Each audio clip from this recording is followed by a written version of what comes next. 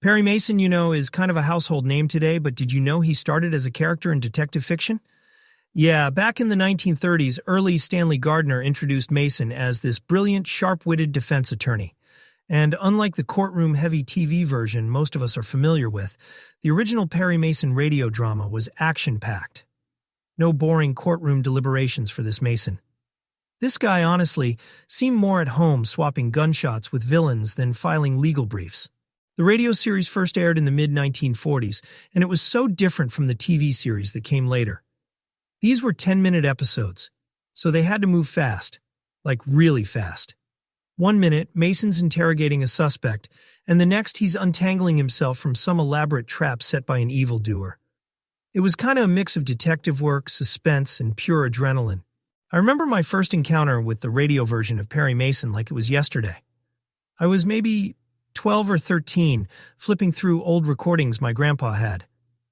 One of the tapes had this scratchy label that just said, Perry Mason Homicide Office. I popped it into the player, not knowing what to expect. And wow, within minutes, I was hooked. I mean, there was this whole gunfight scene happening. Yeah, a gunfight in a Perry Mason story.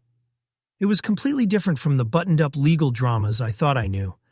And then Mason figures out this key clue right in the middle of the chaos. It blew my mind. The whole vibe of the show was like stepping into a noir film, but you're imagining the scenes, constructing the story in your head. The sound effects were a bit cheesy, lots of exaggerated footsteps and overly dramatic door slams. But they added to the charm, And that intensity, that fast-paced energy, was really what set the radio show apart. Now, we had a few actors who voiced Perry Mason over the years. Some folks out there probably have their favorites. Bartlett Robinson was the first to bring him to life. But later we got Santos Ortega, Donald Briggs, and then John Larkin, who, I think, really locked in the character by the late 40s. Each of them added their own flavor, but Mason was always this take-charge, no-nonsense hero. The transition of Perry Mason from radio to television is, honestly, one of the most fascinating shifts in broadcast history. On the radio, Mason was all about quick pacing and, well, action. But when the TV adaptation came around in the late 1950s, with Raymond Burr cast in the lead role, everything kind of slowed down, becoming more about the courtroom drama and less about the thrill of the chase. Now Raymond Burr's Perry Mason. It was iconic, no doubt about it. Burr had this commanding presence, His Mason was methodical, almost like a chess player, plotting out exactly how to dismantle the prosecution's case piece by piece. The courtroom became his stage, and every cross-examination was like a dramatic performance. But the essence of Perry Mason, that dedication to uncovering the truth no matter the risk, was still there. Burr's portrayal gave the character a depth and, let's say, a gravitas that the 10-minute radio episodes didn't really dive into. And speaking of those radio episodes, they followed this, pretty innovative storytelling format for their time. Each show was a quick 10 minutes, yeah, but they were part of continuous serialized storylines, kind of like soap operas. You'd have to tune in to catch every twist and turn, which, kept listeners hooked day after day. That narrative style didn't fully carry over to TV, though. On television, most of the episodes were self-contained, with a new mystery to solve each week. But honestly, I think it worked in its own way.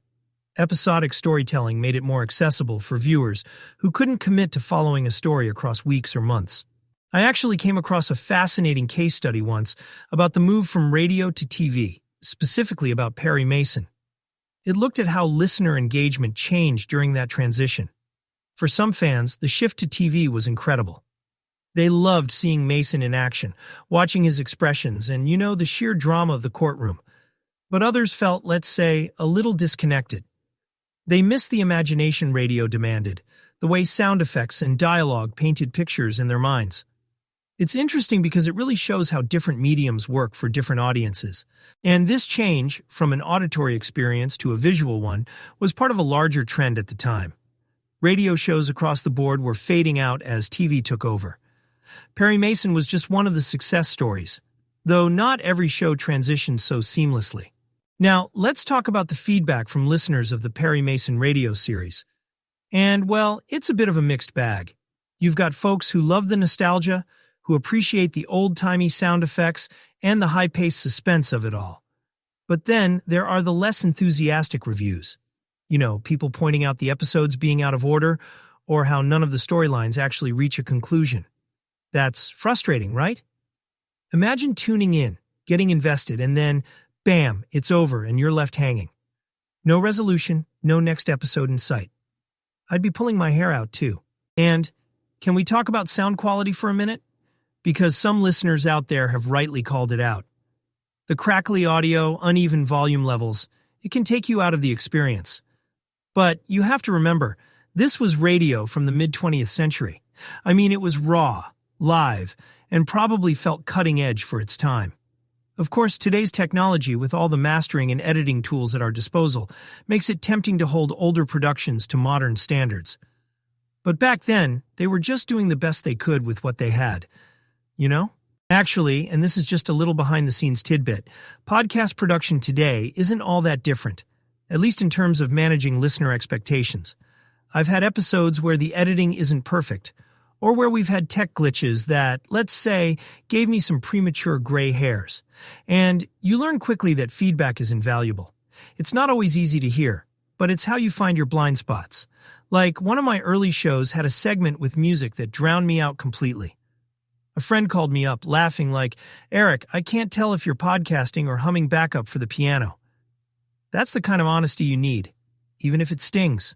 For Perry Mason's creators, though, the stakes were on another level. They were producing 5 days a week, every week. No breaks, no do-overs. And continuity? Oh man, that must have been a headache. Keeping serialized stories in order isn't just challenging, it's a juggling act. If you're not careful, one missed detail can confuse listeners, and poof, their investment in the story collapses. So, yeah, some of the critiques are valid. A lot of them, actually. But even with its inconsistencies, the Perry Mason radio series gives us something special. It's a snapshot of its time, a reminder of how entertainment relied on imagination, tension, and the charm of imperfection. And really, isn't that what makes it so fascinating to revisit? On that note, we'll leave it there for today. Thanks for tuning in, and hey, I'll catch you next time. Take care, everyone.